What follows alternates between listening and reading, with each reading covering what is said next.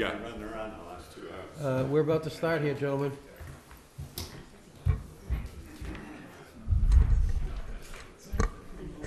Good evening, everybody. Welcome to the Board of Selectmen's meeting of February 10th, 2015.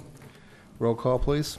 All right, this evening, 4 selectmen are present. Ms. Whiteside is home ill, and town administrator is also here. Announcements, Mr. Titlebaum? None, thank you. Mr. Holmes, any announcements? I just would like to remind folks that if you know someone in town who requires any electrical needs for medical devices, oxygen tanks, defibrillators, any of that stuff, please have them call, or you can call for them and get a hold of Lieutenant Walczak over at the Wareham PD. And he has some instructions you'll need to also, NSTAR gets involved as well as our emergency team here at the police department. So please, I think we picked up maybe another 10 this week, but I know there's still a lot more than that out there, so it's very important. They will check on you during a storm, and if power outage goes onto any of those people who are on that list, NSTAR puts a higher priority, and I think in some cases they'll take them out. So if you know somebody, please spread that word. Thank you. I have none. I have none, so, I have none either. okay. Moving on, citizens' participation. Before we go too much into there, we have from last week, I think Mr. Miranda's here. He had questions about the response for MEMA, and I did some homework You want to come down, sir? during the week. You wanna grab a Normally, microphone? the normal way we really should do things in the state of the format is when someone has questions, is to take them under advisement, get back and make sure we check into it before we really have any response, unless we know positively. The information request was, did the town ever contact MEMA and ask for help or not?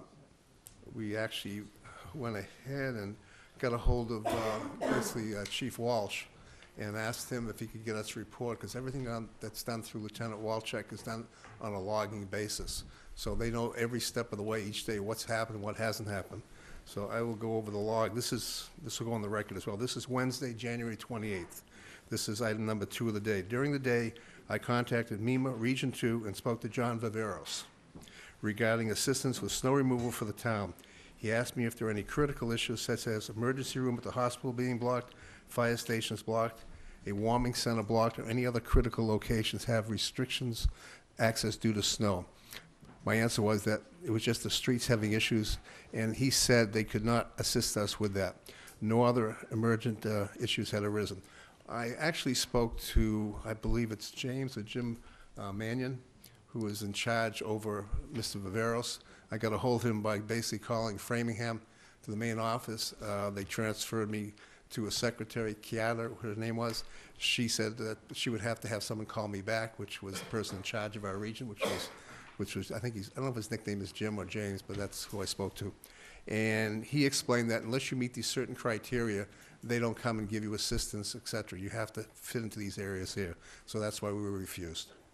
We did actually request, and we were turned down. No, I think, I'm certainly not privy nor wish to be privy to the inner workings of MEMA, but after making several attempts, I finally did get through to one lady on the phone, and was told that the only way that assistance would be granted to the town is if the town requested it. So I asked, did the town request it? Yeah. Now, maybe from what you're saying, maybe District 2 didn't get the information to Framingham. That I could not tell you. I couldn't tell you either. Yeah, I only told you what I know. So Well, I appreciate it. So we spent the time to try and figure it out. I appreciate you doing that. It basically, I think Sandwich got assistance because I believe, Derek, 2 pieces of equipment actually caught on fire, and they were completely down without anything, and they qualified, and that was about it. Okay, well, those details weren't Wasn't to us me, either. so, yeah. That's why I went and did some homework. I appreciate that. Thank you again. Thank you. And I think in the discussion, we've talked about communications, one of the key aspects, and I appreciate that. Yeah, I think as I mentioned to you earlier, not to belabor this point in the meeting, but I think getting out in front of these situations so that people know what's going on, what the response is, what the delays are, so forth, you know, goes a long ways towards keeping people happy, you know. I mean, it may not be the situation that they want or the desire, but at least they know that that's what's being done. You know, and I think that's the important thing. Thank you. And I Thank- appreciate you coming twice. Thank you very much for your time. Thank you. Thank you. All right, next, anybody? Come on down, sir. Yes, sir, come on. Evening, Kyle. Carl, you want to give your name and where you live and so on, please? My name's Carl Clemmy. I've lived here for over 60 years. I'm not a registered voter. I've always lived here. I'm very disappointed in the Board of Selectmen and the other participants. My wife and I are both 75 years old. There's people, we live on Winship Ave, number 18 and number 28. I was very disturbed last week when I walked in and I paid my tax bill. We came around the corner last Monday, a week ago Monday, and there was a pile of snow as high as this ceiling. So we went around the other way, and there was a pile of snow as high as the ceiling. For 6 people that are 75 years old, I don't expect you to plow every street in town when we have a snowstorm. But put something into effect, either call the police department and have the police department call the neighbors. Or you lucky gentlemen to get elected to this board, maybe you should come up here on your time off, you have time for a lot of other things, and call those people and see if they got any problems over there. I mean, when somebody lives in a house, we have been there 12 years now, and this is the second time in 12 years. But that isn't what bothers me. I pay $40,000 with a 15% increase in my taxes this year. I didn't want to take it to court. Are you willing to negotiate a new tax bill for me on my property if I can't get into it? And my wife and I are both 75. The people across the street are 75, retired school teacher. At least whoever plowed the road could have went back to the main garage and said, geez, I can't get through. I left a mound as high as the ceiling. Then when I come down and they go around the other way and it's as high as the ceiling.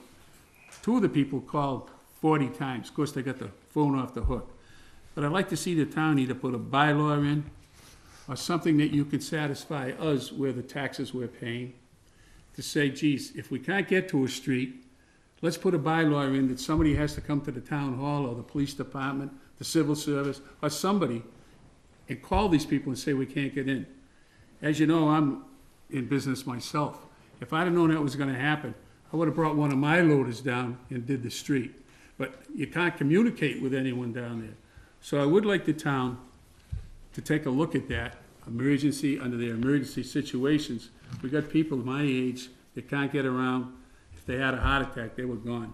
And I know you do care about the people, so let's get something, a bylaw or something, that if they can't get the streets to plow them, that you put a bylaw, we have to call them. It's right for everybody. I'm not saying my street is any better, but when I pay the kind of taxes, I at least appreciate a little consideration and, willingness to work with you. Thank you very much. If you have any questions, we've been there now for a long time, and we like Wareham, and I think there's a lot of things could be straightened out here. Thank you very much. Thank you for your input, Mr. Clemmy. Thank you. Sandra, come on down.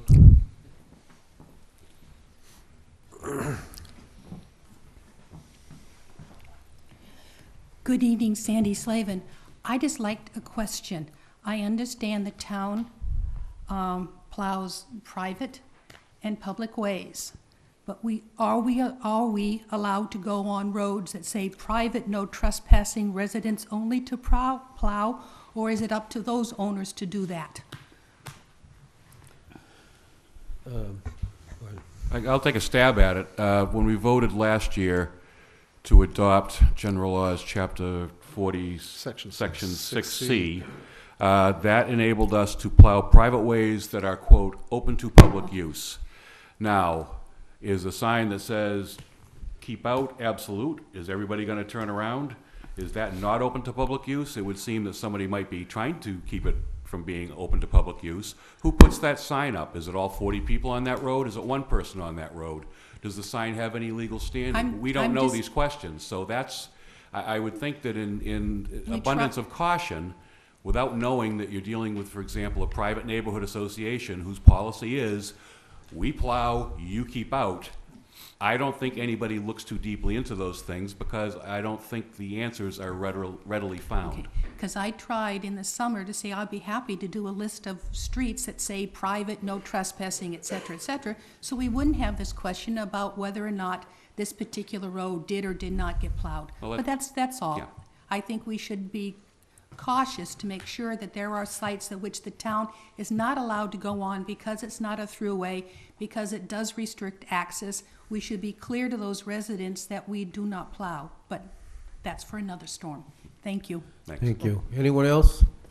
Just a question to that answer, I would just like to say, Mr. Sullivan, that I don't really care if the town plows the road or not. All I'm looking for, do you have a bylaw, put a bylaw in, that you call the people that are on that road. 4 days to get a road plowed out is stupidity. If we can't afford it, all you gotta do is call a guy like me, and I'll plow the road for you. You know, we have the equipment, and we can come down and do it. Yes, the town does, but you accept our tax dollars, and they did vote on it last year to plow private roads. If you don't wanna plow them, just come down and put a sign up. There is no association where I am, and there is no signs up say it's private property, don't go on the road. There is none of that. So let's try to work something out. I'd like to have the town manager or your selectmen come up with a bylaw or something that you notify the people that we can't plow your road because it's too hazardous and we got a windstorm out here, and call us. Just call one of the neighbors. There's only 6 neighbors. Thank you.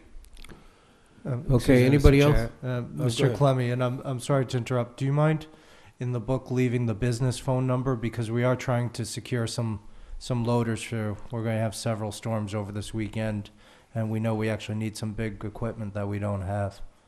Or I can actually walk over if you don't mind. 508. I don't know if you want to put it over the air. Sure, I don't care. I got nothing else. Hey, it's free advertising. Exactly. The plow and call, yeah. Anybody else? Is there anybody else who wants to come and speak to us? All right, seeing none, we'll move on.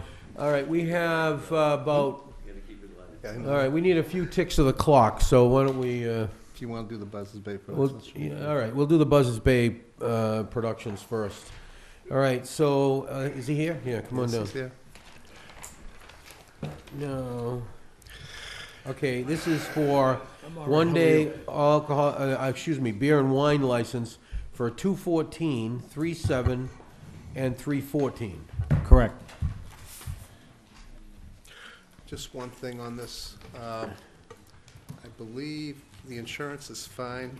Yeah. It shows through June 4th, 2015. Uh-huh. The general liability portion on the commercial, the date is only 11/05/2014. So if you could ask your wife to get us a more current Yeah, that should copy of the be, insurance. I'm sure you had a. I know I'm update. paying the premium. Oh, I know you are. So basically, I'm sure you have one now that says 11/05/2014 to 11/05/2015. All right. It's just so we have it, so it's filed, that's all. But the liquor liability coverage goes to June. Thank you. Go ahead. Anybody have any questions? No. All right, I move we approve for Buzzards Bay Productions, Inc., for February the 14th, 2014, March the 7th, 2015, and March 14, 2015, from 7 p.m. to 11:30 p.m., a one-day beer and wine license. Yeah. What? Yeah, that's good. Motion by Mr. Tropiano, second by Mr. Holmes. Any questions? None heard, all in favor? Aye. Opposed, abstained, 4-0-0. Thank you. Thank you. All right, now, Time for the we, hearing. yeah, okay, we have a public hearing that we have to do with, all right, this is notice given that Guy Joe Inc., DBA Lobster Pot, Joseph Marino, manager, 3155 Cranberry Highway, Wareham, Mass., has applied to the Board of Selectmen for an annual common particular all alcoholic beverage license under the provisions of Chapter 138 of the Massachusetts General Laws for the year 2015. The building's a one-story wood building, concrete construction, blah, blah, blah. The public hearing would be held on said application within the Selectmen's meeting room at approximately 7:15 in the multi-service room number 320, 48 Marion Road, Wareham, Mass., on the 10th day of February, 2015. I move we open the public hearing. Second. Motion by Mr. Tropiano, second by Mr. Titlebaum. All in favor? Aye. 400. Okay. State your name and Yes, my name is Joseph Marino. Okay. I think we know, do you have anything you want to tell us or say? tell us what you're going to do to make the change, Well- obviously. I've been there for almost 40 years. We have a seasonal license right now, and we are open most of the year. We just take a winter vacation, and we have disappointed customers because they can't get a beer or wine or something when they get something in February and March. So we decided we'd try to get the year-round license to make our customers happy. Okay. Do you have the cards? Yes, I do. Could I have those, please? So I sent out 5 cards. I only got 4 back. That's okay. You have the receipt? Okay, thank you. That's all we need. All the ones I sent out. This is the receipt. All right, just put them right here for me, thanks. This is the receipt for the one I didn't get on top. Do you want all these? Yep, I'll take it, Thank you, sir. thanks. All right. Is that it? You're all set? Okay.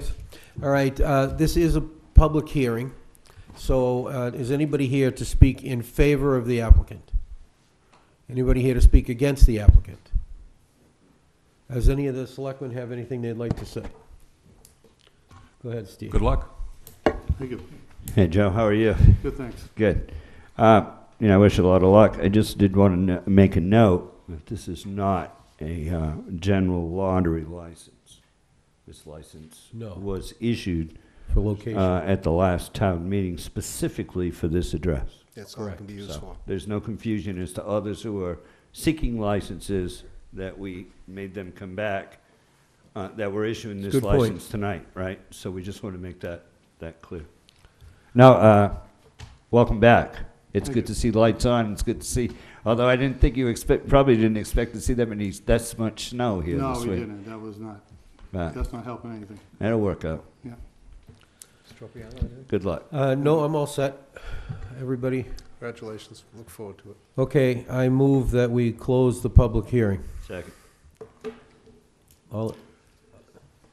Motion made, seconded. Yep, all opposed, ready? Yep. Aye. Aye. Aye. Opposed, okay. abstained, 400. All right. All right, so here, I move that we approve the application of Guy Joe Inc., DBA Lobster Pot, Joseph Marino, manager, 3155 Cranberry Highway, East Wareham, Mass., for an annual common particular all-alcoholic beverage license under provisions of Chapter 138 of the Massachusetts General Laws for the year 2015. Second. There'll be one issue, and that is, the one issue is that the Corey hasn't come back yet. And they won't be actually be able to give it to you until we get that in our hand, okay?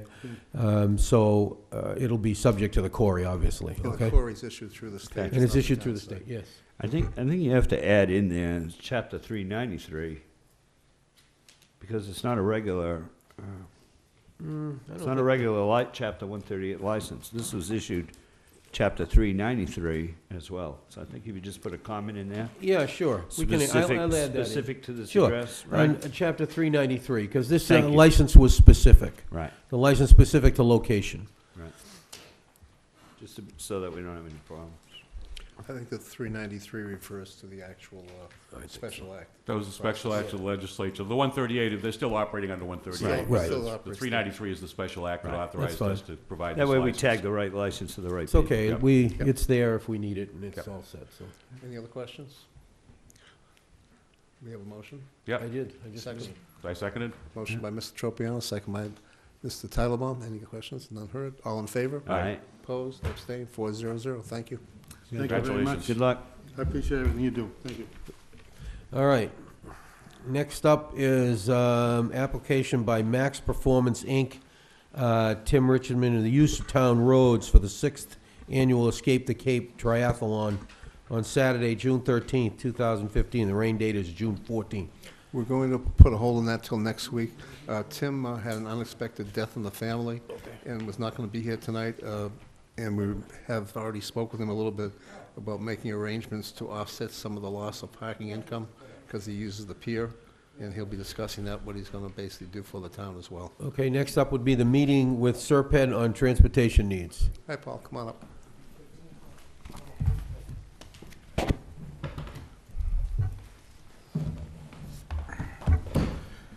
Good evening, and we appreciate the time and your busy schedule today. Talk a little bit about some long-range planning. My name is Paul Mission. I'm the Transportation Planning Manager for the Southeastern Regional Planning and Economic Development District. To my right is Shane Trimble. He's our Director of Transit Planning within the Transportation section. We're here tonight to talk a little bit about something that we're obligated to do as part of our contracts with Federal Transit Administration as well as the Federal Highway Administration. A little background, not only for the viewers at home and the selectmen as well as the people in the audience, but the Southeast Regional Planning Agency, better known as SERPID, is one of 13 MPOs, Metropolitan Planning Organizations, in the state of Massachusetts. We represent 27 communities in southeastern Mass. If you can picture on a map, everything south of 495 is part of our district. And our section is principally responsible for the programming of federal funds for transportation improvements, what we call the Transportation Improvement Program, better known as the TIP. We work exclusively with a 13-member board, of which Mr. Slavin is a part of, and we appreciate his time and his dedication to this effort. But we're also involved, as an agency, we're involved with a lot of other things, including community planning, economic development, environmental protection, as well as with transportation planning. Part of our contract, as I was saying, with Federal Highway as well as Federal Transit and the Massachusetts Department of Transportation requires us that every 4 years we go through a process to update what we call is the Regional Transportation Plan, which is an assessment of the existing transportation system.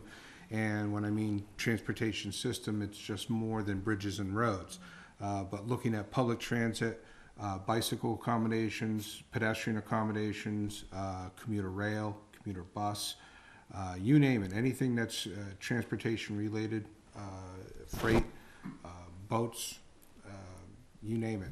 We're looking at it and doing an assessment as well as doing some projections for the future in terms of what the future needs of transportation will be for not only southeastern Mass, but to be used collectively in a report for an assessment of all of Massachusetts.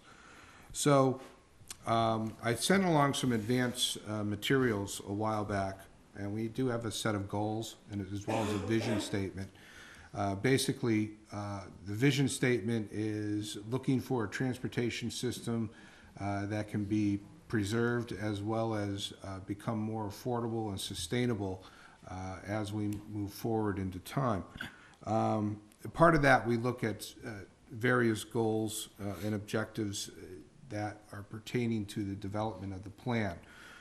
They're basically broad outreach goals that look at things like safety preservation, improving the safety of roads and bridges, as well as for public transit and also for pedestrian and bicycle accommodations.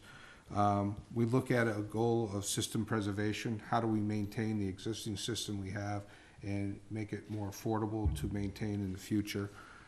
We also look at traffic congestion as well as congestion with other modes of transportation. How can we relieve that congestion and use other modes of transportation to help with the relief of traffic congestion? We look at system reliability. How can we get a transportation system to work more properly? Something that Boston is dealing with quite extensively at this very moment. While we're looking at improvements to the transportation system, we're also looking at how it can be environmentally sustainable. How can we protect the environment while we're either maintaining or expanding our transportation system? And how does it impact with the movement of freight and goods and economic development? And finally, what we try to look at is how can we reduce the number of project delivery delays involved with improvements? How can we get improvements implemented on a faster basis? So with all that in mind, and I know that's quite a bit to absorb in a short amount of time, The primary reason why I'm here tonight is for public input. And being that you are the representatives of the town of Wareham, we felt that it would be best to come to you first to look for that input into some of the transportation issues that you are concerned with as a community, but also that impacts in transportation from your surrounding communities and what you would like to see possibly addressed as part of this plan.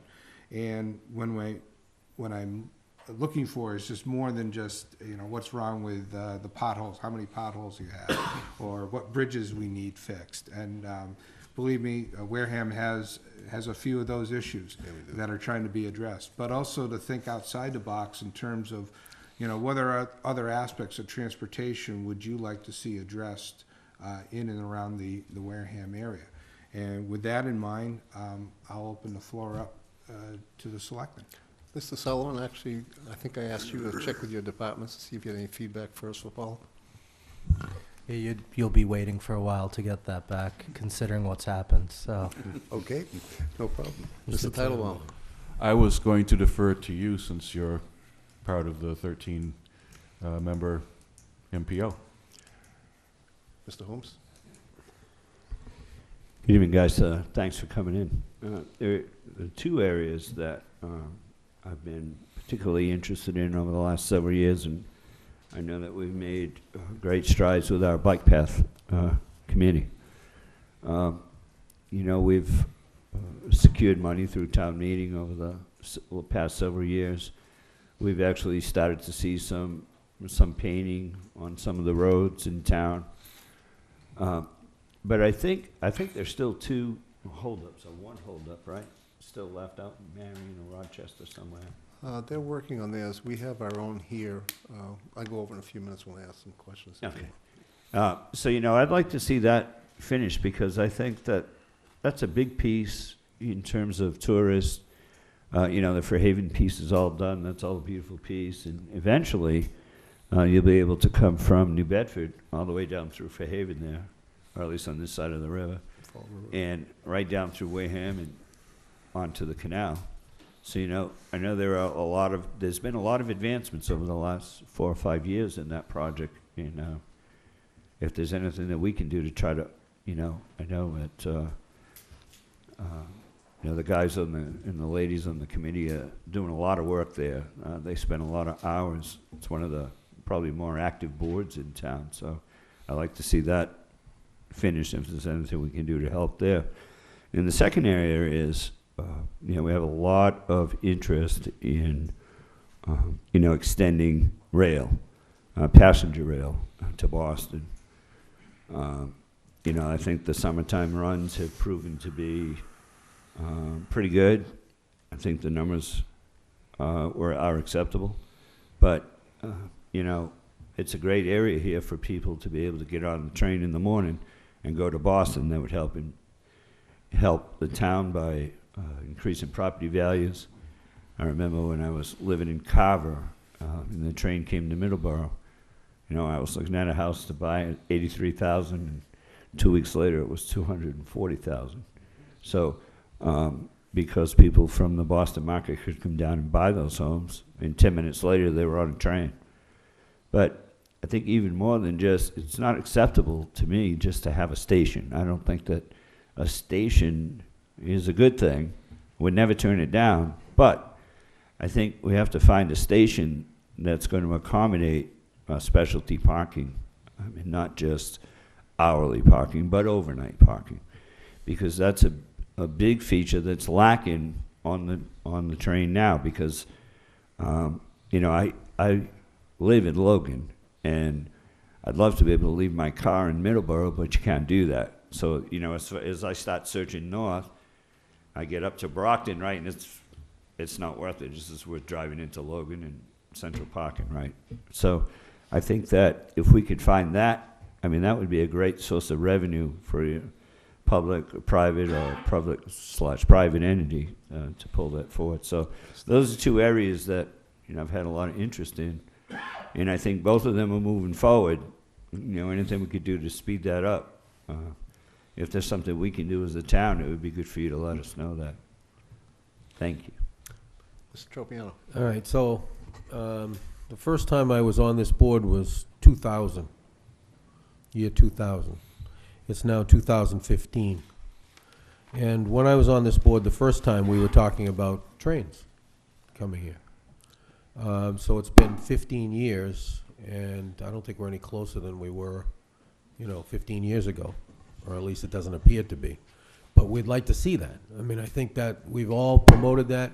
We wrote letters back then. We were, involved and so on, back that far. I mean, and I'm sure maybe before that. The other issue was, of course, Cranberry Highway. We had 4 people killed in 1 week out there. That stretch between probably, I guess you got to say, from like Home Depot area until you get to Red Brook Road, which was the first section they were going to do. I don't know why they just didn't do the whole thing. But to that section there, that McDonald's area especially, where Wendy's and McDonald's and all that is, bad. I mean, very bad. People get killed there. And in 2000, we were talking about that. It was on the list. It was going to get done. Nothing. I mean, here we are still, and it's being put off again and again, and I understand it was just put off again. At least until 2016, maybe. So, so there's a lot that we'd like to see. I'm just not sure that whether the money or whatever it takes to get to that point is even available. Because, like I say, we've been fighting this a long time. And over the years, we've written letters and things and been involved, and we've sent people to your board and other things along the way, and it's just nothing's happening, And I'd like to see it happen, honest to God, we would. And we'd be able to help any way we can. Matter of fact, I think we did the takings on that road for you. Because we didn't we? No. We promised to do the taking. No. We didn't? No. I'll go over it in a few minutes. Oh, okay. Sorry. Well, the takings were supposed to have been done like 10,000 times, just so you know. But they kept changing the design too, so, it's tough to do takings when you keep changing the design, so. But anyway, those are the things that are sort of still on the front burner for us, and those, to me, are the priorities that this town, community has right this minute. And we have for a long time. All set. Yeah, good. Let me finish, Peter, then you can add in if you want. I'll finish, and then you can go ahead, Peter. Okay. On the bike path actually is probably going to go from Fall River all the way back up and around Plymouth and down the Cape the way it splits. We have a project right now for, I believe, Minot Ave, which I think is sitting at Serpent, waiting for some funding to get that piece done. So we're looking at that. Commuter rail actually is extremely close. Everybody has to realize that when they went into the Cape Flyer, they upgraded the rail all the way through to Buzzards Bay to 60 miles an hour approved speed. So this piece is basically in place. It would take 3 to 6 months to implement and get it going. We've been working actively with Representative Strauss out of Mattapoisett, who's the chairman of the House on as far as transportation. We've been working with Mr. Cahere out of the Cape Cod region, which is the major push for all this. I would say if Governor Baker was to say, okay, go do it, it would be less than 6 months to be done. It's that far along. All the pieces are in place. I don't know what happened with the vote yet for Buzzards Bay. They're not part of the MBTA compact, and until they sign in, they can't really get a station there. So that's what they're holding up the town there. If that happens, it really doesn't matter. Wareham's been in the compact a long time, so we've gone about as far as we can. We're on the phones, at least I am on the phones, and probably once every 2 to 3 weeks asking where we are and what's happening. So I'm going to say probably, I would hope within a year we'll have commuter rail. Everything is done and in place. As far as issues that we have that kind of missing right now is we have a lot of hospital stuff here, but a lot of hospital stuff is in New Bedford. And there's a major medical group, I believe, called Hawthorne Medical Limited, which is part of Stewart now. And there was a break with South Coast Hospitals with this particular group, which is quite large. And a lot of the hospital work now, if you're part of a Hawthorne Medical patient, there are a lot in Wareham as well, you've got to go to St. Anne's and Fall River for actual hospital work. The issue we have, of course. Yeah, yeah, Morton, but they're sending most of them to St. Anne's. So the problem we have right now is that GATRA services our area, and they service other areas going north of us, it's Greater Attleboro. When you go to Marion, it's now CERTA, which is the one out of New Bedford, and the way they're set up, they can't cross lines. I know they're starting to talk, but the idea of our residents having the ability to go from here to at least New Bedford, and then they can get to Fall River, is getting more and more critical because of the way the hospitals are set up and the way they're combining, condensing services. The other issue is that Brockton has a great not a VFW, a VA hospital. We don't have any easy transportation for our veterans to get to that hospital at this point in time, and that's another piece that's missing out, part of the puzzle. So those are things we're really looking for. I know South Coast Rail is a major piece for SERPED. It has been for a while. But basically, the commuter rail for Wareham, because of everything going in place, is a very small dollar amount compared to $2 billion plus for South Coast Rail. So I know there hasn't been a lot of effort because, the emphasis has been basically for New Bedford and Fall River. But our area going right up the corridor, including the Cape, is primed for growth and for stability. And most of the communities involved are all having financial issues, and this is one way to solve a lot of our issues. It will cost us money to become part of that transportation system, but I think the benefit overall to the town will far exceed the cost.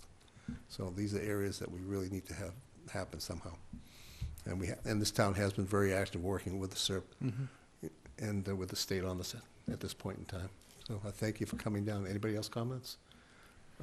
Just briefly, to sort of amplify on what Selectman Tropiano was saying about the Cranberry Highway project, it was originally intended to run all the way from the lights at the Cranberry Plaza down to the bridge. It was scaled back due to the costs involved. Funding also. The funding, the cost. So that's why the project will stop at Redbrook. We did finally do the work, I want to say a year and a half ago or so, to meet with the residents, finally get them to sign off, explain to the businesses how it would work, talk to DOT about how to mitigate some of the turnarounds and a few other the sort of the detail-oriented things. We're waiting now, I think, to see the final design plan, and from there, I think they will start. I think it's 2016, but I'm guessing with the amount of takings that you're going to see more spring 2017. We might guess it'll be fiscal 2016, but I think you won't see anything going on. Fiscal 2017, actually. It's fiscal 2017 now, Yeah. or 16? 2017. 2017. Okay. But there is, Peter, there is approximately 300 takings or Right. actions total, which is part of the problem time-wise. Also, we have issues with the federal highway funds. By the way the taxes are collected, et cetera. The federal government has to basically enact every year the funding. Right. And there was some issues, so the project, like anything else, keeps growing in cost. I believe the project now is about 15 million for our section total. It was at 11 or 12, and it went up again. It was programmed in our improvement program at 13.6. And I think it's gone up a little more again. And there is some indication that it might go up in price. Yeah, that's my understanding. The So, longer it goes the other- on, the more it's gonna cost. oh, they know, but it is in the queue. We would have had it in the fiscal year 2016, but because of the amount of takings and stuff, they had to push it back, because if they don't have everything in place, Right. that money's there, and they have to be able to use it. It's one of those things, use it or lose it. So that's what's happening there. So when we say the fiscal of 2017, that basically starts July 1st, 2016. Correct. So therefore, I would hope to see sometime in 2016 the project going. But it's a priority of the MPO and of the program, the JTPG program, because there have been deaths, there have been issues. It's been a long time coming. Yeah. And unfortunately, if you go back in history, the town really didn't step up and do a lot of promoting, not in your years, but later on, it kind of sat in language, and we almost lost the whole program because the board didn't sponsor and didn't go forward and push it hard. And it was, I think our representative Gifford came in and let us know that if we don't get on the stick, we're going to lose it, which is what we did. And you're exactly right. Most of the issues right now is just securing all the right-of-ways and in the land takings. And that can be a cumbersome process, even though it is a responsibility of the I believe, of the community with those land takings. It's just making sure the legal aspect is carried forward correctly.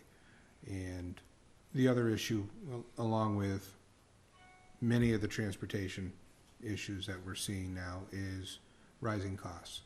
And it isn't, it isn't anything that's, can be attributed to one thing, but certainly the fluctuation in gas prices and oil prices. Pavement is an oil-based product.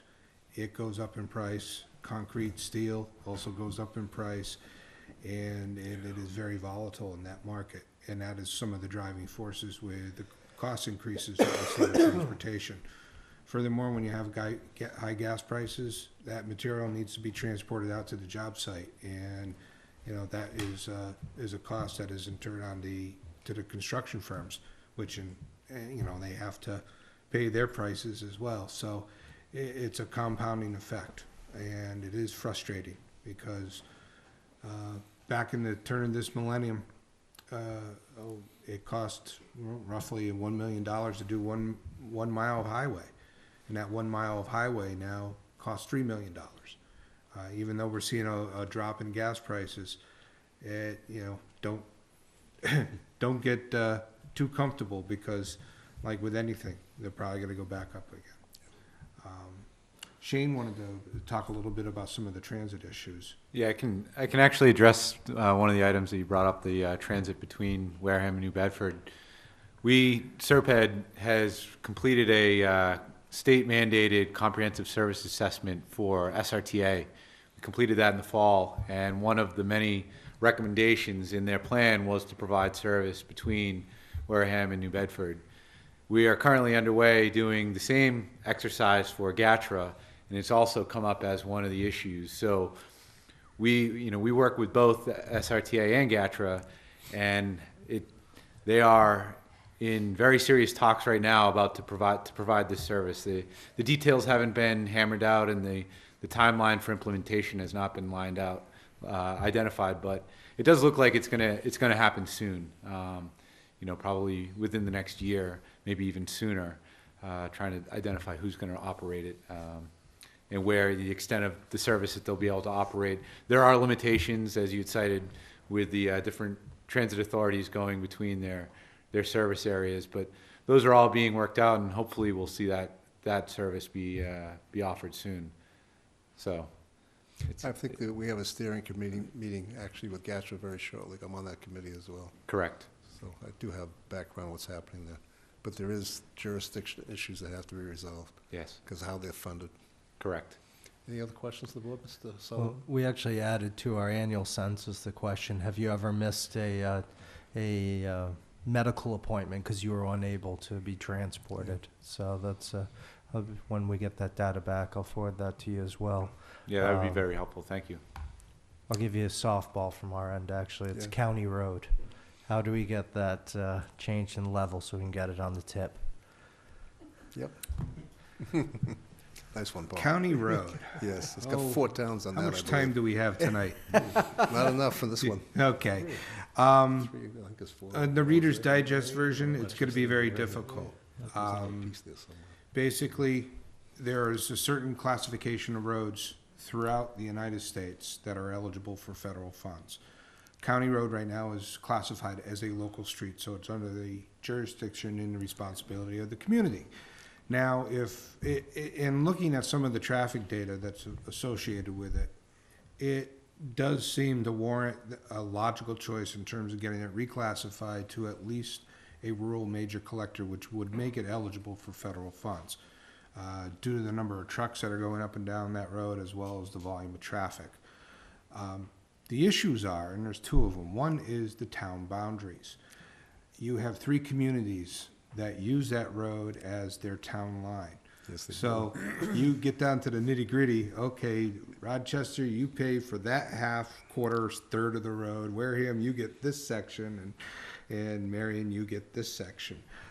It's rather difficult, and so there's got to be some coordination between the 3 communities, all kidding aside. The other issue is that there's only a certain percentage of roads collectively that can be considered a functionally classified road. The Federal Highway Administration mandates that we maintain those percentages. So if, lack of a better example, 25% of your roads need, only 25% of your total road mileage in the state of Massachusetts can be a rural major collector. So we're at that max. So the idea here is, all right, if you want county road classified major collector, what are you willing to give up on another parallel road that is in close proximity? Basically, you're looking to trade another road that is of similar classification, so you can make county road eligible for classification, so you can stay within the federal highway mandates for classification percentages. So we can't bump up another road, get them into another classification? Unfortunately, it doesn't work that way. There was a big effort that was done in the 1990s, and that was when my hair was a different color. But essentially, what we had to do is we had to go through it and do a reassessment. For instance, at that time, Route 6 and 195 were principal arterials. And it didn't make sense anymore because under the definition of principal arterials, they're supposed to be high-speed, limited access roads that provide long-distance travel. And Route 6 was being developed, as we all know, from town to town, with a lot of commercial roadside development, so the character of that road was changing. So it was downgraded to a minor arterial. It's still eligible for funds, but it loses a little priority because your main thoroughfare is the interstate highway. And then if you take that example and you back off on it, you can see some of the similarities. You have County Street, which is really growing in traffic, is the I guess you would say the prime example of what a rural major collector road should be. And then for lack of another example, you have Fearing Hill Road, which is off to the east of it, which is almost a parallel road, serving in the same capacity, but maybe to a lesser extent in terms of volume. You'd have to do some traffic counts to be able to verify that. But that's the trade-off you're probably looking at, is if you want to get one road classified, you have to essentially declassify another because of the percentages that have been mandated to us by federal highway. There's other processes that are involved. It has to be reviewed, obviously, by Mass DOT because of the federal funding guidelines that are associated with it. That's a very complex situation. The classification part is really the no-brainer. It's just filling out the paperwork and working with DOT. But it's the jurisdiction part where you now have 3 communities would have to collectively agree upon road improvements. Now, if it did get reclassified, the other issue comes in is to adhering to federal highway design standards, because when you receive federal money, you have to follow their guidelines, and there are certain guidelines for a road of that case, which means you're going to have to widen it. You have to move the telephone poles back, and you're also probably looking at some land takings. Throw in on top of it, let's throw the icing on the cake or the cherry on top of the ice cream, and there's the Complete Streets Initiative, and that is to make it a little more multimodal. It isn't just serving automobile traffic or truck traffic, but if you're going to spend federal dollars, they want to also see accommodation for bicyclists and pedestrians. So there's a whole gamut of issues that would have to be resolved. You are right about the jurisdiction, because I was driving with our municipal maintenance director, and he's pointing out this is Rochester, and we said, well, hey, wait a minute, one of the other communities, their DPW was filling potholes on ours. I said, don't say anything, keep going, let's keep on going, let them do it. So. And, it would certainly, I don't think it's impossible. It's certainly going to be something to look into. But if any community, any one of these 3 communities are not favorable to a road widening because of the design standards that require that in order to get federal funds, the project would be shot down. And you wouldn't be able to get the federal funding to do the complete construction. So, you know, you need everybody at the table, and we're happy to facilitate that. But in I guess you would say a less expensive mode, if you were to use Chapter 90 funds or could acquire some other state funding, the flexibility there is that you may be able just to at least replace the pavement surface. So you buy a little time, so to speak, before a larger improvement can be implemented through federal funding.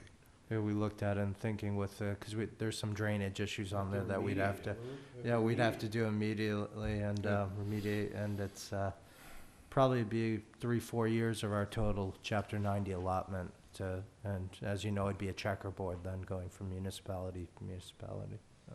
But I appreciate, because there is questions on that, so it's important to get the information out. Thank you. And I know Marion has inquired about it as well. Yes. Yeah, John Henry has approached me about working together, because the line does go back and forth as you walk down the road. It goes from one side of the road to the other. Mrs. Smith's husband and a bunch of us did the permulations, and it was interesting picking up all the markers from one side to the other and seeing, 2 towns, 3 towns, and et cetera. It is a unique case, but It is a tough case. It's you're not alone. There's other cases like that elsewhere. Maybe not in the immediate vicinity, but I know I've seen others in Western Mass and certainly throughout the United States. This happens. A lot of rural communities, there were cart paths and dirt roads that just got pavement put on them, and some of them are used to define boundaries. They're used to define the U.S. Census boundaries, so it's a logical choice almost that it could be used as a town boundary as well. Anyone else have any questions? Yeah, and I think they have the same issue in that road. I can't think of the name of it. It goes between Freetown, then you go to Lakeville, and you're back to Freetown, and you go through Route 79, precinct. Berkeley, Rhode right Island over Ave. to Woonsocket, Dayton. Yeah. It's all in there, right? Yeah, it also shares. That's a state route too. That's That's another state one, road. yeah. And, It's from 18 all the way to Woonsocket, or 24, right? I mean, it's all. You go through about 6 different towns, there, and that thing's that's Yes. rough. Yeah. That's rough. Anything you need from us, Paul? I would just like for anyone who would like to participate on our website, we have a survey that'll allow the general public as well as the selectmen. You can go on there, and what we're looking for is just some input on basically your daily trips and where you see congestion, where you see safety issues. What mode of transportation you use, we're trying to gain some input to verify a few things that we find with travel patterns that will go into our regional plan. Our website address is www.srpedd.org, serped.org, and we have a section on there for the regional transportation plan. We encourage everybody to take that survey and also learn more about our plan. There's also the ability to submit your own public comments on transportation issues, so the people at home or in the audience, if they want to submit something that they find as an issue, there's the forum, and we enter that into our public record for the plan. Again, that website is www.serped.org. What you can do also, Paul, if you'd like, is to send us email or something to the Selectmen's office, and we'll see if we can get Matt Underhill to update the website to put a link in for you. Okay. That might help. It's not really public discussion, Bob. Sorry. Go to the website. Thank you. Actually, if you want to grab them on the way out. All right, thank you. Thank you. Thank you much. Thank you very much. All right, next up is CETA. I see Sal's back there. Bob Brady is here It's- also from the it's CETA board. Continued discussion and possible vote of CETA grant. Yep.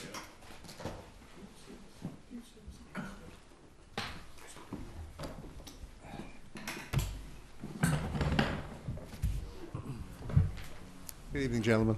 How you doing? Why don't you introduce yourselves again? Yep, all grubbed out. Go ahead and introduce each one, just in case the audience doesn't know you. I'm Salvador Pina, Director of Community and Economic Development. And I'm Bob Brady, appointed member to the CETA Board. Thank you. You're welcome. Okay, we have before us a draft of the 15 CDBG application summary. Why don't you go ahead, explain what we have? Yeah, sure. Our grant application is due on the 13th of February, and we provided you with a draft of the application. The application is for $825,000. In it, we have components for housing rehabilitation, public services, the Everett School, and for rehab, and the Heinz Field parking lot renovation. And so what we would like to do today is get a vote from the board to go forward with that application. And then also, I don't know if this is required, but I have documents that need to be signed by the chair or, representative of the Board of Selectmen, so I don't know if you need to include that in any vote that you have. Anything from you? Any comments, Only Bob? that we have visited or revisited a number of the projects. There are probably 6 or 7 that ideally we would like to see become improvements to Wareham. Obviously, with limited sources of money, we have to pick and choose. We did elect the Heinz Field, which was on the docket for a year ago. We have decided that that, together with other potential projects like Lopes Field or the Union Ave parking area, the beach house in Onset, Merchants Way, I mean, we could go on. There are a lot of projects that Wareham need to look to in the future, but Heinz Field looked like the ideal improvement that would dress the entrance to Onset from that side of town. And accordingly, we have decided to support that project, together with having been made aware that we'd also like to, having now newly acquired the responsibility for the Everett School, to include that as well. So those are the 2 projects of the 6 or 7 that we've decided to put on this year's application, and hope to make improvements for the better good of Wareham and Onset. Thank you. You're welcome. Mr. Sullivan, I think you were involved with the discussion with Sal. You have any comments? Yes, we talked about a lot of them. And Heinz Field, he knows my priorities for it were, number one, we talked to everybody, was for the lighting, for the public safety aspect, making it attractive, making people want to go there, making sure that there was parking spots that were laid out so we're not triple parking. I mean, he sent me the revised design, and that was very interesting. So I appreciate it. Thanks. Mr. Titlebaum? I just have comments about a couple of the requested allocations. The first one for the Everett School. I believe you came in here maybe in September or October, and at that time you were looking at a rough estimate of between 140 and 170. I'm happy to see 140 as the number. Always happy to see that the low end of the estimate turns into the low end of the project. However, in some discussion, and in particular, I have to credit Mr. Brady with this idea. There's some thought that if this is going to be the new social services hub of the town, if you will, that perhaps some thought might be given to moving the Christopher Donovan School over there from its current location in the industrial park, on the basis that that would be a win-win for the town. They would get a rehab facility, a fresh facility, and the town in turn would be able to take that property and put it to a higher and better use in accordance with its location. So that's one thing that I would ask CETA and yourself to look into as vigorously as you can. The other part of this is the Heinz Field renovation. I'm glad to see that there's no bocce court referenced in here, but nonetheless. It's a pocket park. Pocket park. Okay. I have to wrap my head around that one. Give me a minute here. But actually, that's not included in the design that Right. we put It's forward. been removed. What I would, the one thing that's interesting to me is the use of pervious pavement in there. While I understand that, I do think that any paving project of this scope you may run into difficulties with the Conservation Commission, and if that does happen, I think you're actually gonna wind up expending less money on this because you're gonna be down to shells or some other kind of surface like that. We also have to decide whether this is an area that we wanna charge for. Last year, we sort of set it aside as a freebie for people to park there if they wanted to use the GATRA shuttle service to the beach. I don't know how, I'd have to speak with Mr. Gay of GATRA to find out how well utilized that was. I'm guessing the first year was as a pilot program, probably not too much ridership.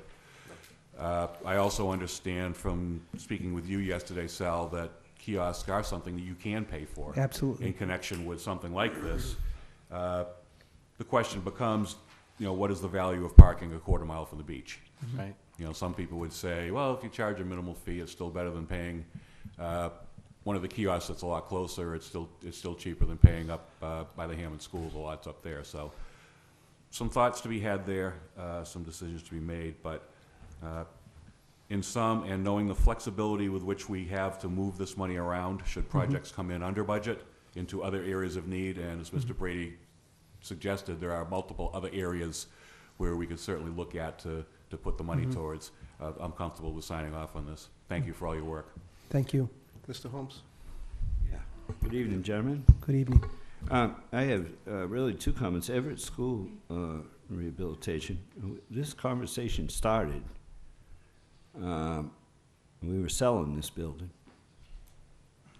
Then, as I recall, a few weeks later, Sal, I think you had one of the ministers with you, came in and we started talking about what if. And now Cedar has put this full-blown proposal into place. But who's going to run this building? Who's going to pay for the upkeep of the building? Who's going to maintain this building going into the future? Yeah, it would be, the maintenance would be put on the revenues that are generated from the building. Revenue? Yeah, absolutely, revenue. From rental from the building. Whoever's goes in is going to rent the building. And if you don't rent the building, who We- pays for the maintenance of the building? We already have commitments from the folks from the public service that they would be willing to go in if So we there's no renovated. cost to the town No cost to to the town. maintain this building, and they leave that building. Who maintains the building? Again, generate revenues first from. I the- understand yeah, that, Sal. I Yeah, yeah. understand that Yeah, part. yeah. But there are a lot of empty buildings, a lot of empty businesses without Sure. revenue, Sure. right? Sure. If that happens, Sure. who pays? Well, it Who depends puts on who Cedar gonna who pick has. up the tab? Well, if you give us custodianship of the building, then that would be something. I we don't would- think we want to keep going in that direction. yeah. I think I've had enough of that. But Well, who's maintaining it, Basically- who's maintaining it now? we just got that turned back over to the town. Right, which is exactly why it's back before us to consider making the improvements to enhance the opportunity within the building. Otherwise, Well, that was what one is the idea, option? Mr. Brady. What is the option now? That was one idea, but some of us were of the mind to sell the building. See, that's the first I've heard about selling the building. That's Well, a, it was that's brought a up here at historical meeting. We school. discussed it at a meeting here one night. Okay, well, that's new to me, I interrupt for just a minute? nevertheless. I believe what happened, if I remember correctly, we had a discussion about this, and we talked about selling it, whatever, and we asked, I think I asked Mr. Sullivan to come back with Sal in 30 days, give us an answer, are they gonna sell it or they wanna Right. develop it? And Sal came back and said he'd like to develop it, I know. and that's I why know they the went in that story. direction. Right, So- but now it's in here. Well, that's because they decided to And, develop it. and if you move forward with this, then Cedar is going to go ahead and Sal will get his grant and rehab this building. And then if you have issues with tenants, that comes back on the town. Correct. I think You have the money you have money to maintain this building? we're As actually, opposed if, to selling it? Mr. Pino, would you mind speaking about the Donovan School there, what's going on? Yeah, sure. There are two things I think I would chat about. The first is the improvements that we're making are energy efficiency improvements, which are to reduce the costs. So we're talking about replacing roofs, insulation, windows. We're making improvements that will make the building less costly to maintain. So that should just go out in front. But recently I was approached through the board and through the town administrator to look at whether or not the Christopher Donovan Day School, which rents space from us at Recovery Road, might be interested in doing that. I have not approached them on that, but I will tell you that their lease is up at that school, and we're in the process of renegotiating that lease. So we have an opportunity here at that point to work with them on looking at that particular space should the town want to go in that direction. And we can, they're a tenant at will with us at this point as we speak. And is that what you have in mind, Sal, is for the town to give Cedar custodianship of this building? No, I don't have that in mind. I said that because if you're asking me who's going to pay for it, and if CETA would pay for it, then I think it would be appropriate for CETA to run the building. But if the town's going to run the building, then I think the town should deal with it. So I just think, that's a decision the board would need to make. No, that's fair enough. And on the Heinz Field piece, is the intent of this now, the way that this is written in the back about low income, for low, cost option for low and moderate income residents in Wareham? Mm-hmm. Yeah, let me explain a little bit about that. In order for projects to be eligible, they must meet a national objective. So one of those objectives is the assistance to low and moderate income folks. So what we had talked about and what the parking study had mentioned is the parking study mentions pricing based on demand, so that parking that is closer to the amenities like the beach would cost more than it would cost farther away. So the way I framed that in the grant application was if it would cost less farther away, then that would be a benefit to low and moderate income people who might not be able to afford parking right on the beach, as an example. The other thing that I think is really significant that I would add to that project in particular is a couple of things. I've been approached by John Cornish at the marina and also representing Justin that runs Stonebridge. They're talking about running motorized transportation from that site. They would like to do that, but one of the things they would like to see it obviously be renovated so that they could have their customers feel safe going back and forth from a site. In addition to that, as Bob mentioned earlier, our hope is that we can parlay the parking lot with renovations to Lopes Field. If you know at Lopes Field, there's only I think 8 or 10 spots right next to Lopes Field for parking, and my thought on that would be that those might then become handicap accessible spots, and then that this might be if we renovate Lopes Field and there's more demand, this could also serve that purpose. And the last thing I would just say, and I think it's important for neighborhood, when we look at because part of my job is community development, right? So when we look at how do we help neighborhoods move forward, one of the ways that we do is we try to create neighborhood centers, and so that area is, I think, a good place, especially with the safety issues that the town administrator spoke about, and even the possibility for something like farmers markets to be held there, as a way to generate activity and bring people to the area and create a different sense of neighborhood. So I would offer you those as well. Well, it'd be nice to do something for the community there, because that's probably one of the #1 drug areas in Wareham. Absolutely. When we go to the police night out, I mean, they're dealing drugs right there on the corner, coming Yeah. out of those apartments. Right. I was up a week ago Saturday with Sean. We were up taking pictures of the guys dumping the snow. Mm-hmm. They're doing drug deals right there in the street. I had to wait to get out of the parking lot. And there were police there, but what are they going to do? Sure. Because that whole corner section is a drug den. Mm-hmm. So usually, if you bring a lot of attention to those places, they find somewhere else to go. But we haven't been that lucky there. Absolutely. And and we also have 3 or 4 properties around there really need to be bulldozed. Sure. And you and I have gone by those and looked at those. Absolutely. And we're hoping to incentivize those developers, because when the town makes investments in its assets like that, what you generally see is investors recognize opportunities to go in, purchase those kinds of properties, and then redevelop them and generate more opportunities for folks. Yeah, because we've done a lot of work from, the Shell, all the way up to the library. The little police station we have there and the library on the other side. And then you hit, well, that guy on the corner just put that nice little garage in there. I mean, he's cleaned that area up. Cape Cod Auto has cleaned that up. And then we have junk across the street, an old rug place, it's junk, right? I mean, that stuff needs to be either dealt with or gotten rid of, tear it down. You got people all the way, the rest of the way on Onset Avenue, if you go by there. And I've been talking about this for 2 years on the board now. You go by and see new fences. You see siding on their houses. You see they're fixing all their properties up along Onset Avenue. And you get all the way down to Stevie B's, and you go past Stevie B's just a little bit, right across the street is that junk. And then there's the building. Then you get to the two garages, you get the drug den, right? And then you get the garage, and then there's those houses near the library. Right. And so we got a section there that Sure. we can work on. And we want to target those homes, by the way, as well. We don't know right now who owns those properties, but we're looking at them to provide them with rehabilitation assistance. That's another piece of it.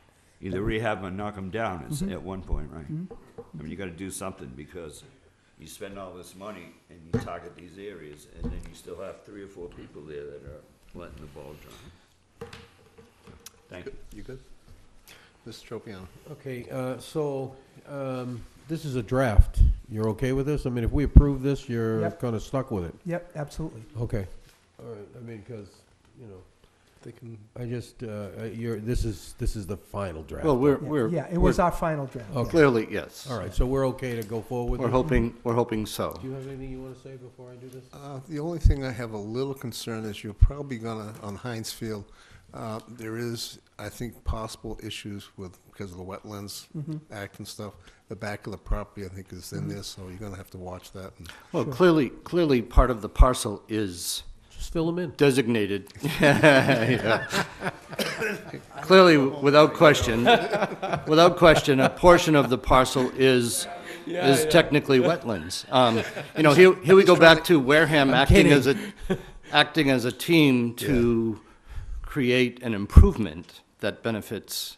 I know, I just wanna make sure that we may have the a little issue. location, because while I don't care much to expound upon the activities, but with the improvement and/or lighting, that'll hopefully deter from the points that Mr. Holmes makes. I think it will. Do we know that? No, we don't know that, but it certainly can't hurt to, make that improvement.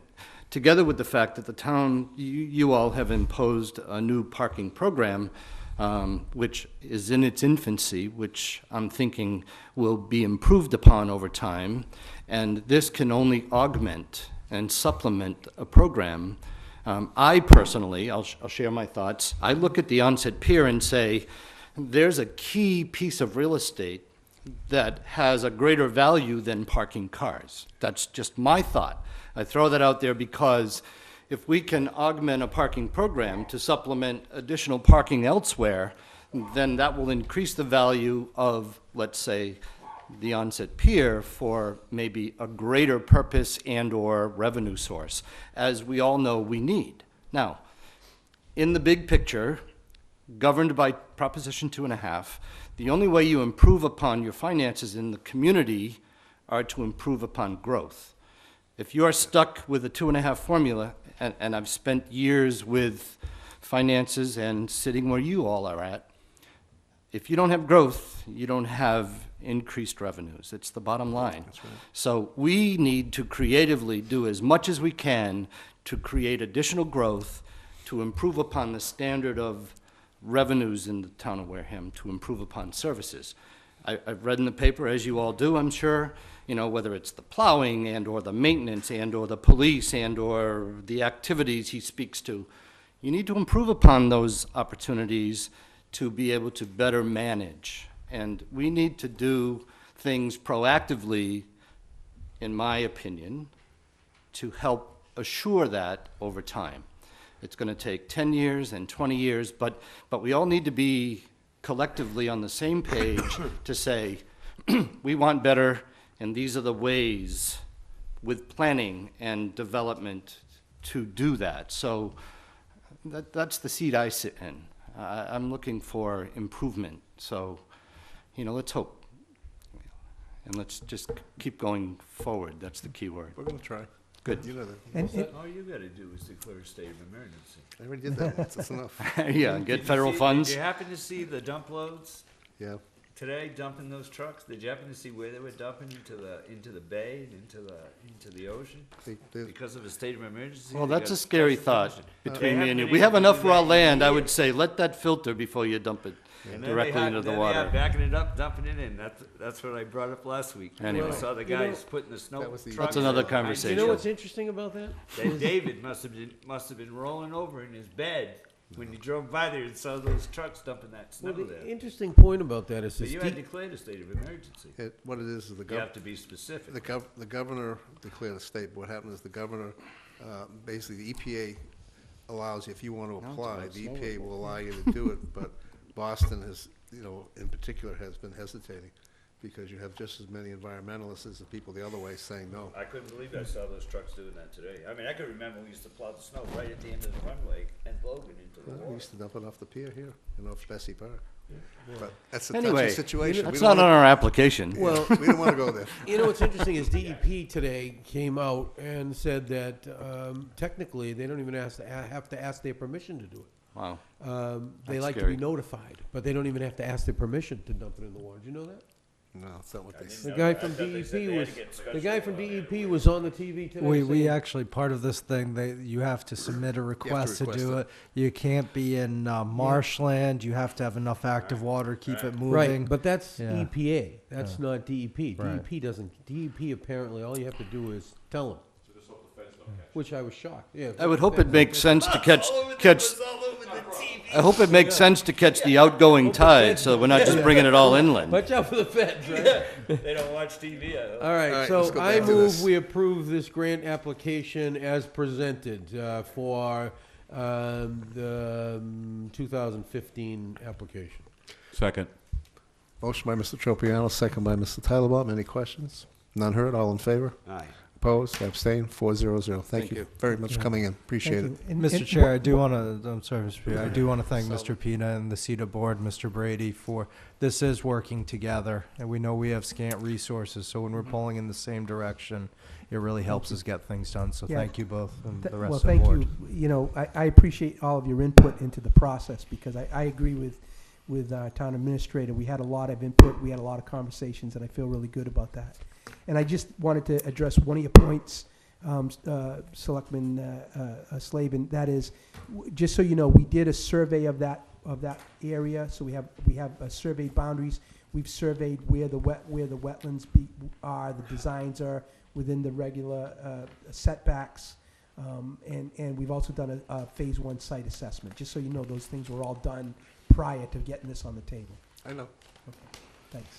Okay, thank you. Thanks. All right, Thanks next on the agenda is a discussion and review of licenses being held through special legislation.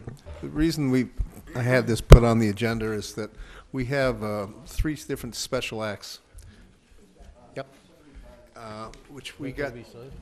no, I have to sign them, I think. unfortunately. We have basically 3 different special acts that allowed us additional liquor licenses. Everybody else set here? Yeah. Okay. The liquor licenses are assigned for a particular location, not as a general license, or you can move around. So just so everybody knows, we still have from, I believe back in 2007, we got 5 additional licenses. Longhorn, Red Robin, Zen Palace took 3. Flagship Cinema is still holding one. They have not They have done anything with it. They have 2 restaurant pads that they're working on right now. Right, but that's still there. And then, of course, the Rosebrook Business Development Overlay District has not been used yet on this one. The other one, which was done with former town administrator, Mr. Andrews, with what they call Jobs Bill, which we got 8 additional licenses.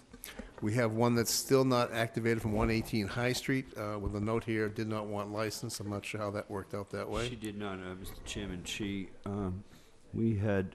You would probably know it's at your time. Yeah, we had requested this license for the building on Main Street with the gardens in the back.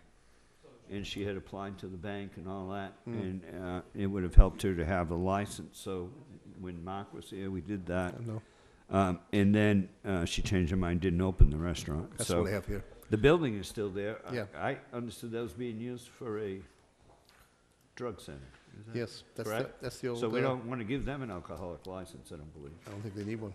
So, it's there in case, Yeah. we have a change. That was the old restaurant there as well.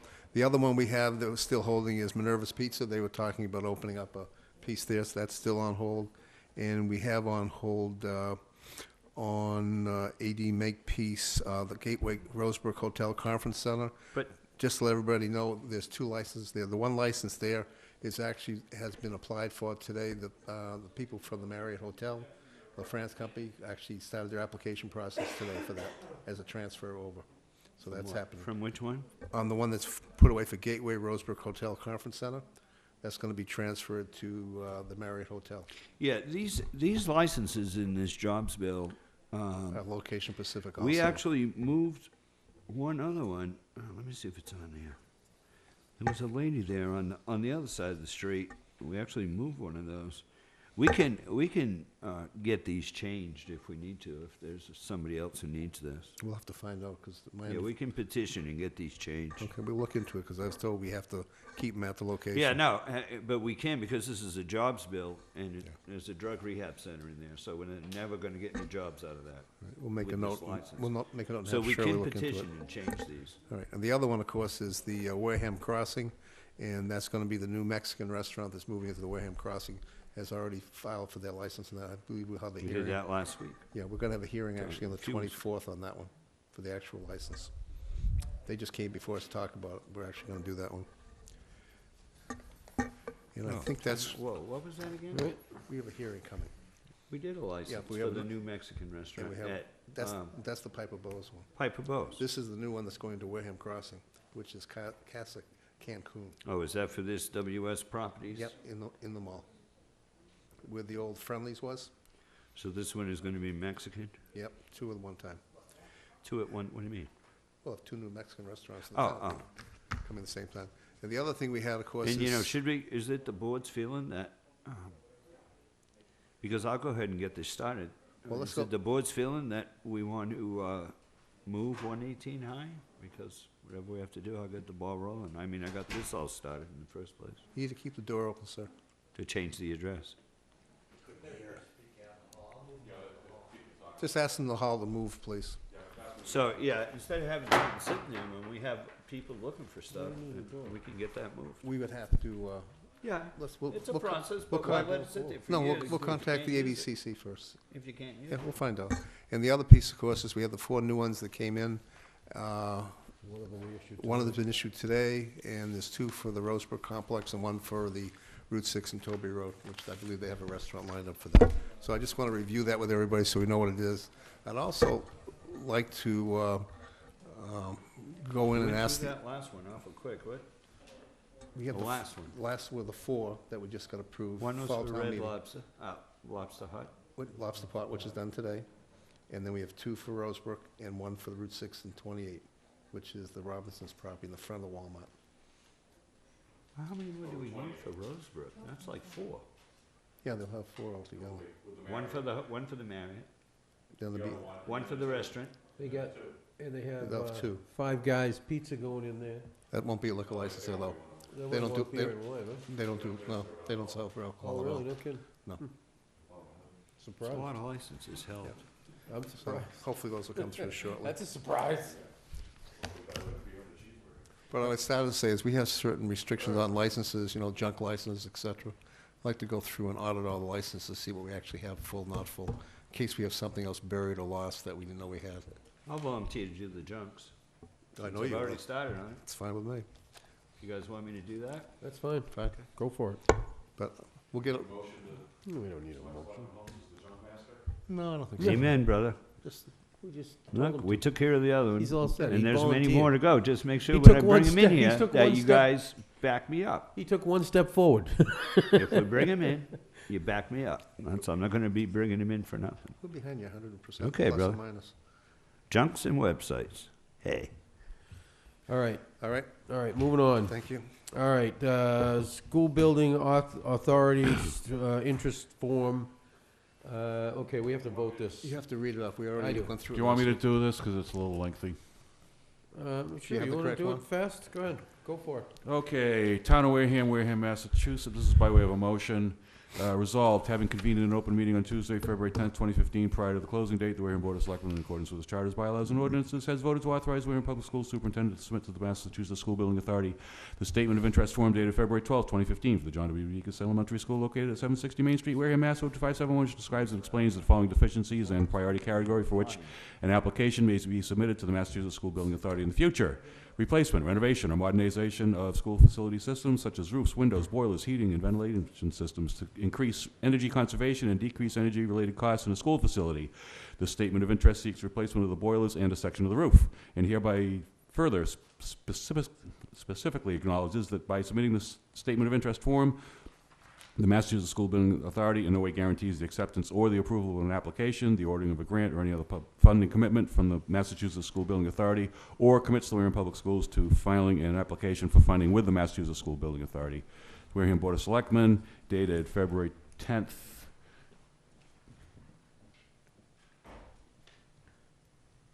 2015. Well, we also signed the master copy.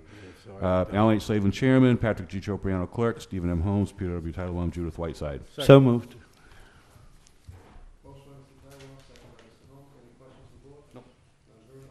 Aye.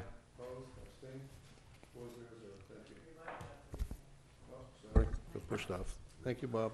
Okay, next is continue voting on articles for the spring town meeting. I don't think we voted on any of them yet, have we? Well, we didn't do anything last week. Some of these articles are just normal placeholders that we always have. We can go through, and if there's anything at all that we don't have an answer for, where we have nobody from the particular committees here, we can just pass and try and get, we have to get it all done by next week. Right. If we're gonna run into an issue, we're gonna have to probably have a additional meeting. Yep. Just so everybody knows, because we're behind the gun with the storms and everything else. Why don't you go down the line, starting with Article All number right, 1? so Article number 1, election of officers. Second. This is just to put them on, right? That's, Right. this is, Put them on the warrant. It's not Second. favorable action. yes, this is, Patrick, why don't you just do a blanket motion, 1 through 21? Read them off. If there's any specials, we'll hold it. 1 Uh, through, Come on, 21, wait a all at minute. once, just 1 read through them all 20. off. We got the new one because. But that one is adoption the- of that- the that new one law. is a citizen's petition, Right, which we it's don't have here. any, there's no input from us on. No Right. input, so. Right, we can just hold that up. And number 20 also, the street layout, that's Bishant Way and Lynn Road. All right. That's a citizen's petition also. So we'll put 1 through 19 on. Number 16 needs to be moved over. They didn't catch it. That's the Oakdale Playground. That's going to be in the special town meeting. All right, so. All right, so 16's out. 16 is out. I believe all the 20, others. Derek, is there 21's anything out. else in there that's in the special on the list? Sorry? Going through it now, we've got the FY16 revolving funds. You'll see 2 capital plans, one in the spring special, which it would be for FY15, the impact, and that's why we have an FY16 capital. So that's to vote to accept and, in some cases, fund. Mr. Chairman, those is the items. town administrator, do you have this list that Patrick has right in front of him? Yes. Yes. Is there anything on there that needs to come off of the special, 16. other than 16? 16, 20, and 21. No.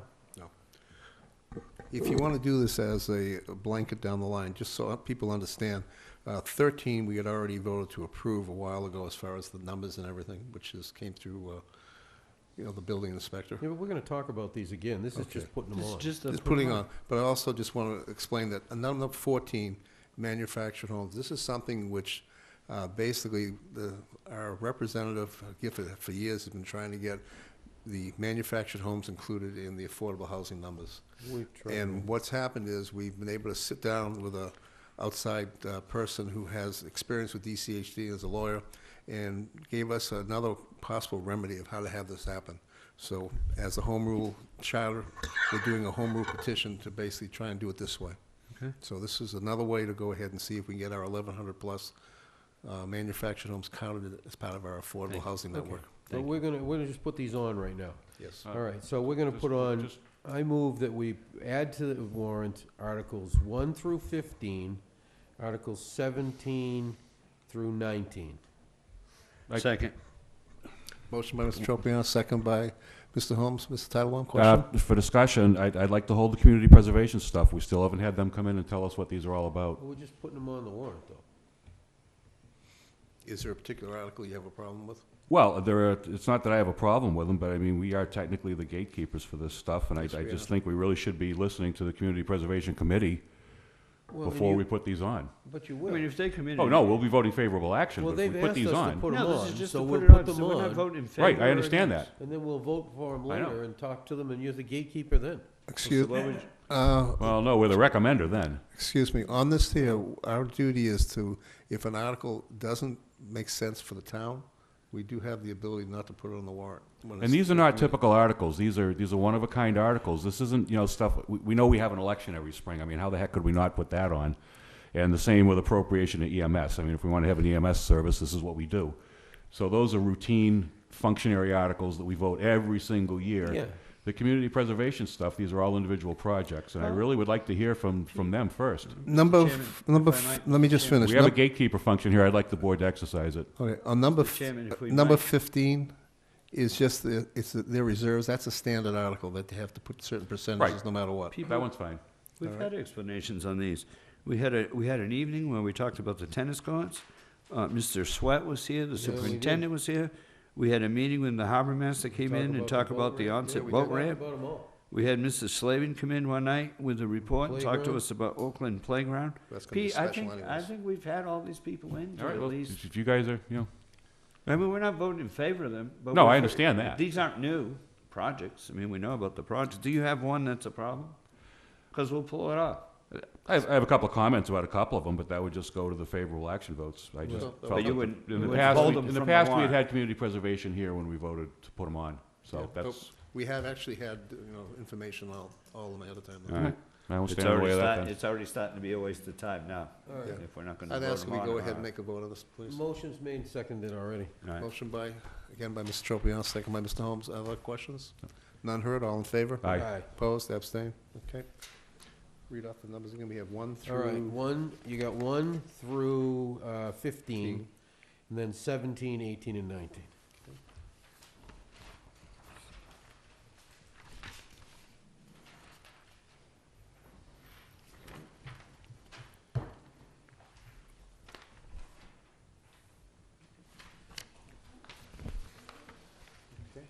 All right? Yep, All right, so those are on, right? that's good for today. Is it for today. Next. WCTV town negotiations on new contract. Okay, WCTV's contract with Comcast with the town, not Comcast itself, but the contract between WCTV and the town of Wareham expires March 31st of 2015. There was some thought on their part that they thought there was an extender or clause in there they could just extend the contract. There is none, which as I mentioned before. So we need to have someone to sit down with a member of the WCTV board and get something going soon, or else technically there is no money that would be forwarded to them as of the date of April 1st, because we have no contract. Well, Yeah. Mr. Chairman, we have a committee that's doing This, this. this No. is separate and apart. No, This is, it's- this, that's not this it. isn't the negotiation with There the are two cable pieces. company. This One is- is for Comcast and one is for WCTV. Yeah, no, the problem is you have a committee that was put together to negotiate Comcast with the town of Wareham. The contract between Wareham and WCTV, I helped negotiate that last year, if you remember. Right. But that contract is up as far as the Comcast version on March 31st. So why don't People, we use the same one? well, we have to sit and discuss it with them if we're gonna, if we're No, gonna the one extend that- their portion. The one that we renewed last year, why don't, isn't it the same? We didn't renew it. That's a contract that sat for, what, 7, 8 years and never got And we had initiated. a, Right, we the had one a we- team get together and we came up with a new Yep, we contract. figured out with the Yeah. money. I worked on that, and then we took care of it, but that Right. contract ends March 31st. So it was only for a year? It ended up for a year, because it went back all the way forward. It basically was up. It was a 7-year contract, but the first 6 years it wasn't in effect because So nobody can had we get- executed Can we it. get a copy? Is this a Everybody, copy? everybody has a copy of. This is it? Yes. What I was thinking, if the board is willing, is since Mr. Titlebaum does do legal work here and there, he might be a little bit easier for us if he sits down with someone there and gets something put together, because they only have a short period of time. I'm willing to work with them, but to the extent that the board wants to have input in this, wishes to change this is a contract negotiation, you should call an executive session I don't and disagree. prime me, let's put it that way. We can do it whatever we want, but we need to do something soon, because technically, I don't think we can transfer money Put over after. executive session on next week. I have one already for We'll different just add reasons. this to it. Can do that if you'd like, This is the agreement that we just ironed out. which is 7 years late. Right. getting No, it's the done. agreement, we just actually got the Signed. money straightened out on the. Yeah, we Peter? just got the money straightened out, that's The right. agreement's been kicking around for 7 years. 7 It's years. just nobody honored it. Well, Peter signed this, Holmes, Ain't that the Judy truth? Whiteside, And me, and Alan. yeah. Yeah. So we just finished this in the last year or two. During your term as chair, you basically sat for a while with it. You gave it, Peters was on the Comcast yeah, with Paul Ciccatelli.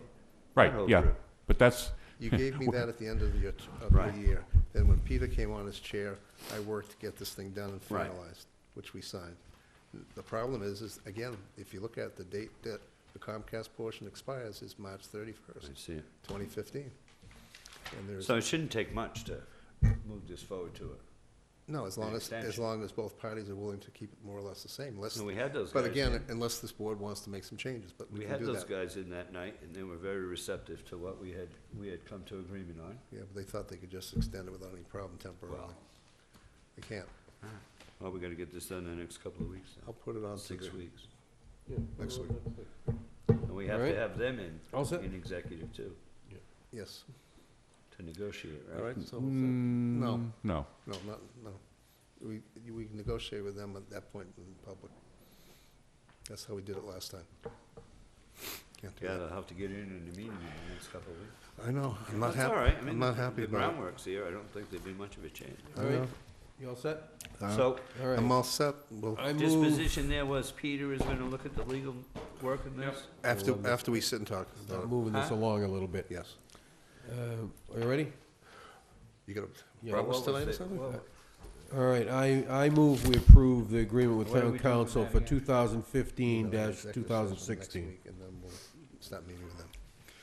Did you hear me? No, there. I move we approve the agreement, continuing the agreement with town council. Oh, yes, Between sorry. 2015 and 2016. At the same figures. All right, at the same figures, yep, same Motion agreement. by Mr. Tropiano, Second. second by Mr. Holmes. All those in favor? Aye. Opposed, abstained, 400. Thank All you. right, trash program update. Is that why he's not here tonight? No, he's- Because he usually no, he doesn't wasn't come feeling when good. it's no, his turn. there's a simple thing. You're gonna love this one. I think it's really good.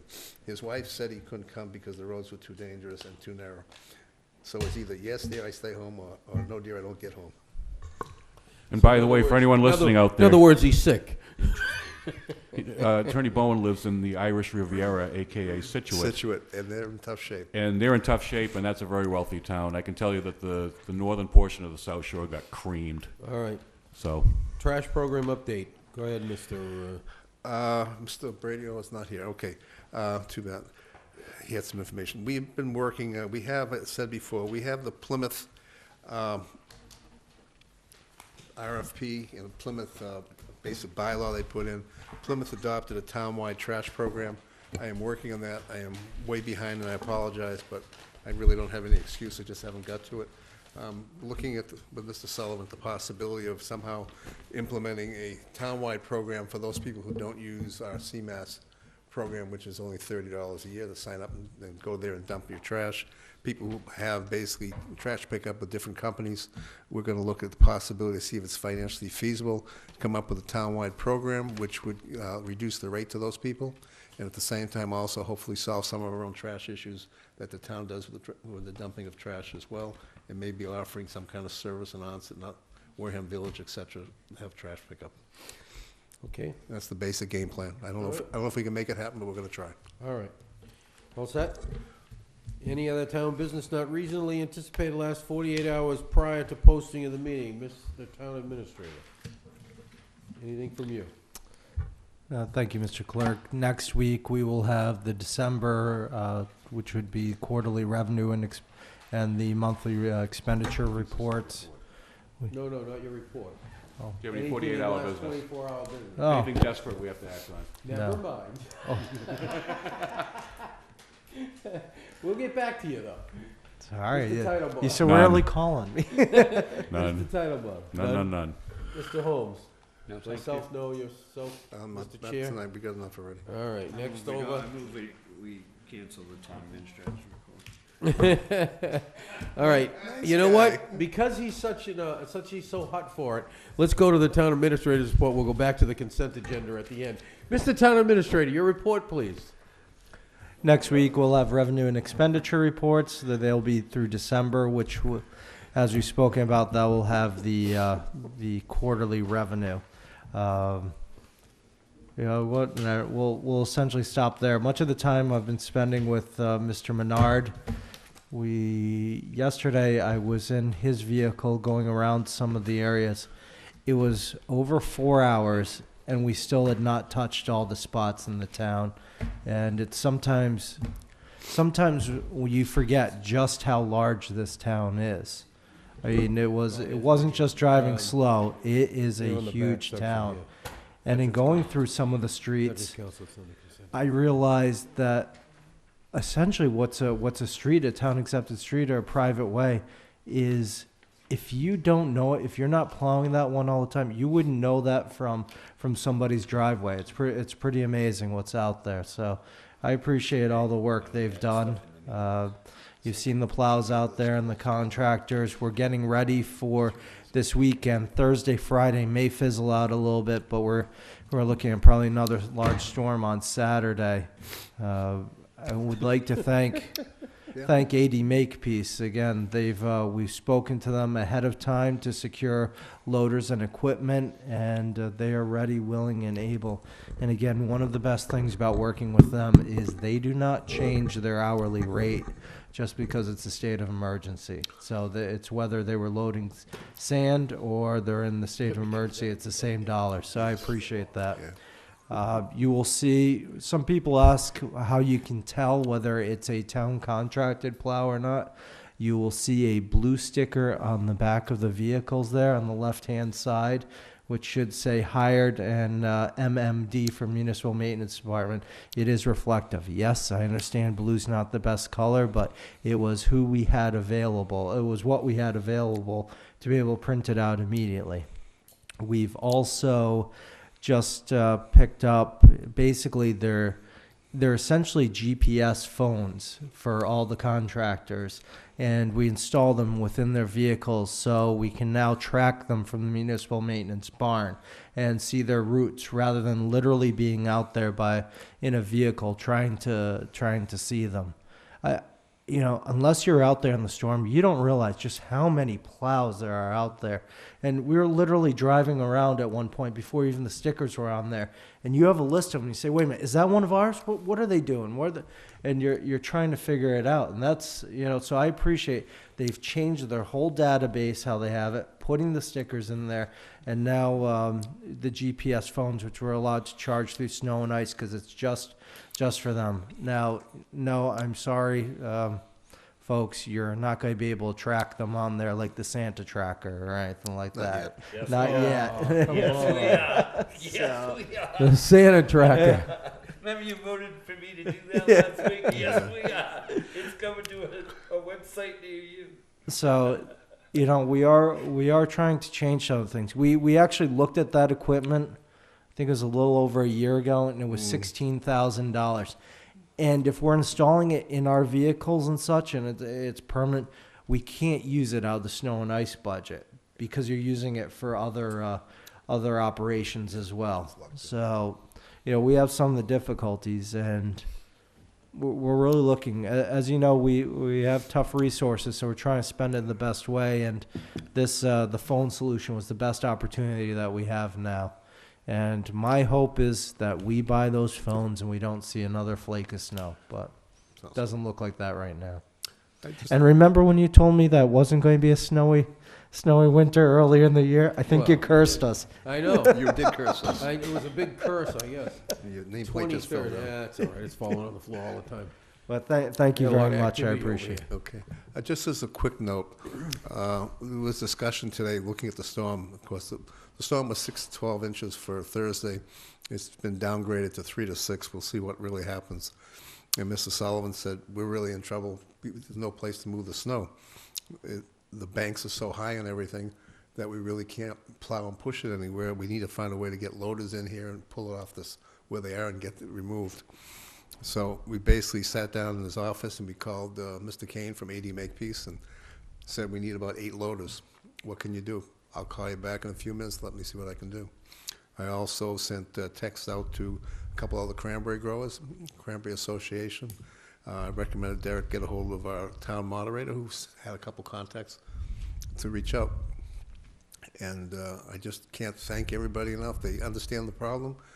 It's not like it's free, you know, they charge us, but the rates are fair and everything, and they're willing to step up, because if we get another 12 inches of snow, I have no idea where we would put it. And the roads get, you know, the roads are narrow, and they get narrow all the time, and we really need to widen the roads as it is. So thank you all. That was yesterday in the narrow roads. We'd had a complaint about one. And believe it or not, sometimes I drive down there myself to take a look, and I'm driving through there. I'm saying, yeah, it's a cart path right now. And the biggest vehicle we have in the municipal maintenance department with the plows coming at me. I'm in the little Prius. I hit that in reverse, and I'm trying to get. I was worried he wasn't going to see me on all that stuff. If it's a loader, you won't even hear that little Prius. You might have found me in May. So. Yeah, we also had some people call and complain, you know, which is perfectly okay, because that's what you're supposed to do. If there's an issue, you call anyways. And I keep on the town website, well, the emails that come into me, I keep them on my log for a while, and I respond to a couple, actually 2 of them, I believe, today, and asked them how things were this time around. And both people came back, thank you for following up, and yes, it was great. The plow was there today, everything was fine. And I think this is a much easier storm, this last one, obviously. It's within our capabilities, and I think we did a great job with it. All right. I'm done. Thank you. Okay, next, I move that we release the executive session minutes for the following meetings. 4/27/10, 12/4/12, 2/5/13, 4/16/13, 5/14/13, 6/6/13, 8/13/13, 9/10/13, 2/18/14, 7/15/14, 9/23/14, and 10/14/14. Second. Mr. Chair, and I'm sorry to interrupt. I would just ask we hold off on 9, 10, 13, because it does reference one of the unions that we're currently in arbitration / negotiating. 9, 9/10/13? Yeah, it should be September 10. 9/10, okay. Okay, so let's take 9/10/13 out of the list, okay? Second. All right. You want to change the motion? Yeah, I just did. 9, 10, 13? 9/10/13, yeah, right here, see it? Right there. Yeah, but I don't have it here. You have to go through the Well, I don't know packet. that You they're have to all go here through the anyway. whole packet. I don't know if they're all in the packet anyway. I saw that in the packet that I had emailed. We're on the Yeah. agenda though, so. Yeah, I had it on there. So. All right, we'll take it out. Okay. All right. Make a note for the office on that. I did, right here. It's got to go back in the file. I got it right here. Thank you. It's right here. Okay, motion as amended by Mr. Tropiano, second by Mr. Holmes. Thank you. Any other questions? Okay. All in favor? Aye. Opposed, abstained? All right. The idea here, just so everybody understands, is the executive session minutes, over the last few years, I've been going through them, and they've been sitting for years, not being basically released after a reasonable period of time where there's no longer anything there, so we're trying to keep them up to date. All right. We got some appointments to do. And there's nothing earth-shattering in the 9-10 one, but just it didn't feel Not a appropriate. problem. I've gone over with What the Rich. hell is this? What's that? It's a regular session? Yeah, that was the one that we did that special Thursday. Oh, yeah, okay. And you transcribed it, right? Yep, so I have to, Okay. I've signed it already. All right, okay, I move we approve the minutes of the Selectmen Sewer Commissioners meeting from January 29th, 2015. Second. Motion, Mr. Tropiano, second by Mr. Titlebaum. Any questions? None heard, all in favor? Aye. Opposed, abstained? Aye. Thank you. Okay. 301. I couldn't get out because they didn't plow my road yet. We did it on purpose. Okay.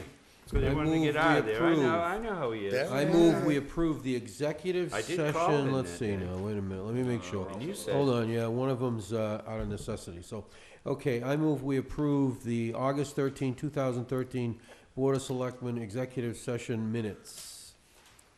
And you and Steve and I were not there, but because there's not enough members, it'll be out of necessity, we will vote for it. August 13th? Yep, August 13th, I'm sorry, yes, August 13th. Did you already do that in the original list that was on the thing? Yeah, you did. The only one we excluded was 9, 10, 13. Yeah, it's already there.